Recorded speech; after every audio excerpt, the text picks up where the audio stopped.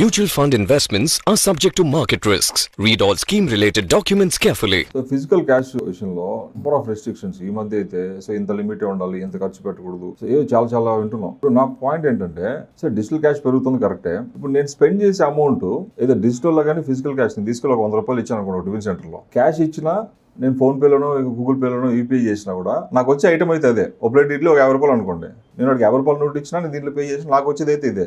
So ఏం difference, ఏం ఫరక్ పడుతుంది, ఎందుకు ఇంత రిస్ట్రిక్షన్స్, ఎందుకు ఫిజికల్ క్యాష్కి డిజిటల్ క్యాష్కి? చాలా క్రిటికల్ పాయింట్ ఇది మీరు అడిగింది. ఇది తెలిస్తేనే మీరు ఇన్వెస్ట్మెంట్ సరిగా చేయగలుగుతారు. అందరికి అర్థమయ్యే లాంగ్వేజ్ చెప్పి ప్రయత్నం చేస్తున్నాను. సో ఇన్వెస్ట్మెంట్ రిలేటెడ్ ఇది అదే ఎందుకు ఇది ఎందుకు వచ్చింది డిఫరెన్స్, ఫిజికల్ కరెన్సీతో ప్రాబ్లం ఏంటి అనేది కదా క్వశ్చన్. ఇప్పుడు ఎందుకు దాని వాల్యూ తగ్గిస్తున్నారు? Yes I will tell you. 2003-4 వరకు మనకి స్టేట్ గవర్నమెంట్లో ఆల్మోస్ట్ ఆల్ ద డిపార్ట్మెంట్ ఎంప్లాయీస్కి salary was paid in cash. First వీక్లో ఒక డేట్కి వెళ్తే అందరికి శాలరీ చేసేవాళ్ళు. శాలరీ చేయాలంటే రిజిస్టర్లో సైన్ పెట్టి ఒక ఎన్వలప్ కవర్లో పెట్టి ఇచ్చేవాళ్ళు. అప్పుడు ఆ ఎంప్లాయీ ఇంటికి వచ్చి ఆ కవర్లో డబ్బులు తీసి దేనికి ఎంత బడ్జెట్ ఒక స్లిప్ రాసి దీనికని ఒక రబ్బర్ బ్యాండ్లో చుట్టి సెగ్రిగేట్ చేసి బిరువాలో పెట్టుకుంటాడు.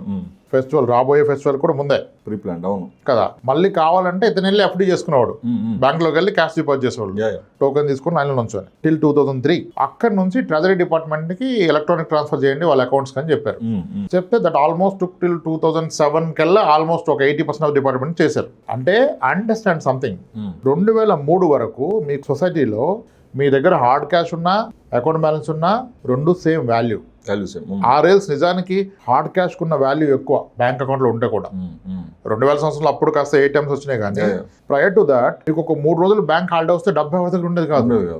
బ్యాంక్లో ఉంది డబ్బు, బ్యాంక్ లేదు కదా ఎట్లా డబ్బులు ఎక్కడ ఉంటాడు అంటే బయట ఉన్న డబ్బుకి విలువ ఎక్కువ. ఇప్పుడు ఏమైంది మీరు అబ్జర్వ్ చేస్తే బయట డబ్బుతో ప్రాబ్లమ్స్ ఎక్కువైపోయాయి.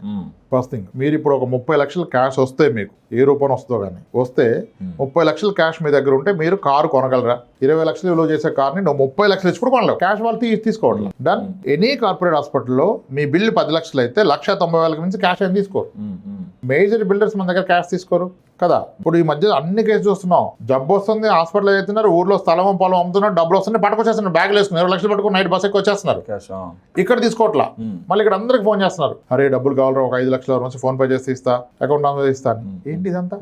అంటే ఆ రోజు హాట్ క్యాష్ కి వాల్యూ ఎక్కువ, అసలు ఎటువంటి రిస్ట్రిక్షన్ లేదు. కాబట్టి ఆ రోజు యాక్టర్స్ కానీ డాక్టర్స్ కానీ బిజినెస్ పీపుల్ కానీ అవకాశం ఉన్న దగ్గర ఎక్కడైనా క్యాషే తీసుకున్నారు, అకౌంట్ ట్రాన్స్ఫర్ చేయాలి.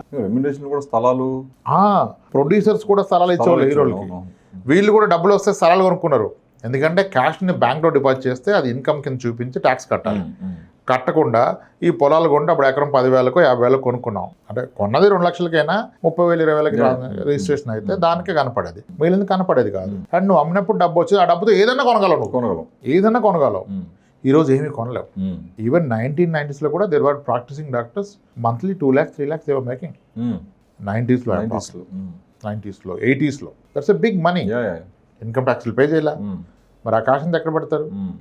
తీసుకెళ్ళి స్థలాలు పొలాల్లో బంగారమో కొన్నారు. టీడీపీ 1983 ఎప్పుడో కాన్ఫరెన్స్ చేసింది కదా, 83లో ఎన్టీఆర్ గారు ఫస్ట్ ఎన్టీఆర్ గారు. అప్పుడు ఆయన మొత్తం ఎడ్యుకేటెడ్ పీపుల్ని తీసుకున్నా అన్నాడు ఎమ్మెల్యే టికెట్స్.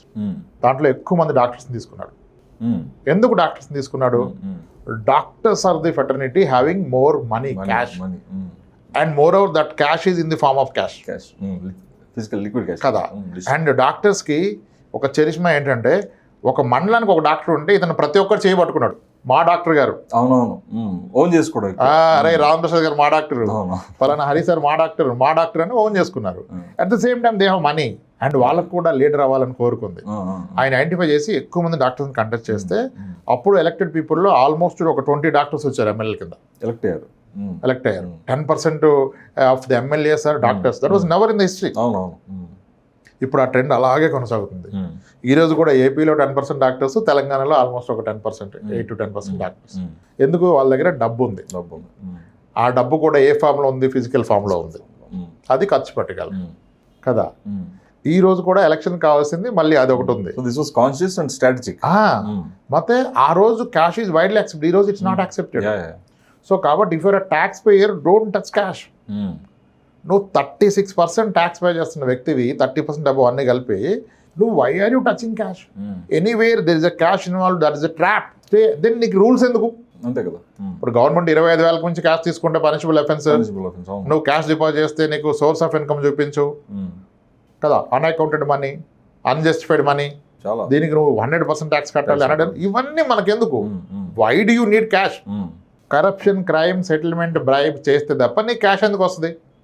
ఇప్పుడు నేను ఒక కిడ్నాప్ చేశాను, అన్నీ నాకు ట్రాన్స్ఫర్ చేయరా, 10 లక్షలు నా అకౌంట్ కానీ అకౌంట్ నెంబర్ పెడతానా, క్యాష్ 10 లక్షలు తీసుకొని రారా అని చెప్తా. కిడ్నాపర్స్ అయితే అవును, ఇల్లీగల్ యాక్టివిటీస్ అన్ని కూడా క్యాష్ తో నడుస్తున్నాయి. అవును. మరి ఇప్పుడు ఎవరిని పట్టుకున్నా, ఇప్పుడు నిన్న మొన్న చాలా వచ్చినాయి కదా ఈ మధ్య పట్టుకున్నది, ఎవరిని పట్టుకున్నా 10 కేజీల బంగారం ఉంది, ఎన్ని దస్తావేజులు ఉన్నాయి అని అంటున్నారు. అంటే ఇదంతా ఏంటి? అక్రమార్జన, corrupted money.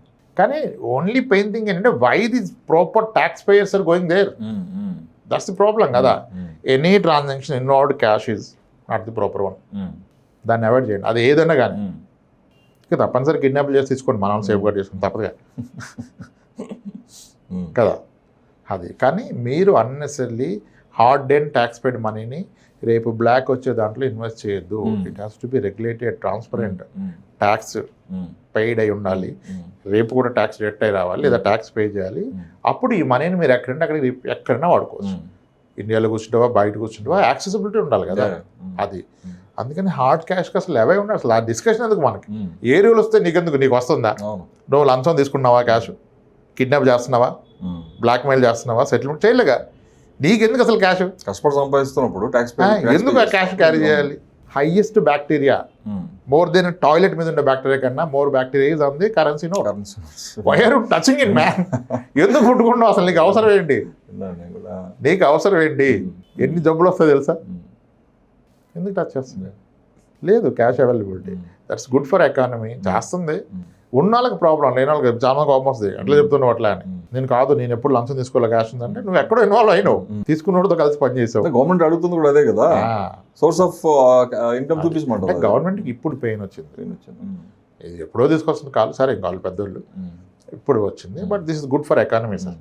Good that hard cash circulation తగ్గిస్తే, అంటే ఇప్పుడు ఎవరికి అవసరం పట్టలేగా, కూలి పనిచేసే వ్యక్తి కూడా ఫోన్పే తీసుకున్నప్పుడు ఐడి ఎందుకు సార్? ఇప్పుడు ఇంతకుముందు మీరు అన్నట్టు cash salaries cash to pay చేసేవాళ్ళు.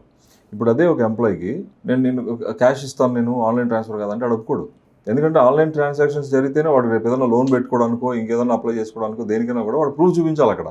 Visit something called money order కదా సార్. అవును, మనీ ఆర్డర్. ఇప్పుడు డబ్బు అంతే ఈజీ సార్. అవును, అంతే కదా, అయిపోయింది కదా, ఇంక యూ డోంట్ నీడ్ యాక్చువల్గా కదా. ఇప్పుడు ఎక్కడికి కంటిల్ డబ్బులు పంపిస్తున్నాం, ఆన్లైన్ కూడా పట్ సెకండ్స్లో కూడా వేస్తున్నాం. కాబట్టి దట్స్ నాట్ రిక్వైర్డ్. ఒక 20 లక్షలు 30 లక్షలు తీసుకెళ్ళి డౌన్ పేమెంట్ కట్టాలని ఒక ఫ్లాట్ కంటే తీసుకోడాడు. అదేనండి, ఇప్పుడు అసలు క్యాష్ రెస్ట్రిక్షన్ నీకు ఎందుకు? నువ్వు ఇన్వాల్వ్ అవుతున్నావా?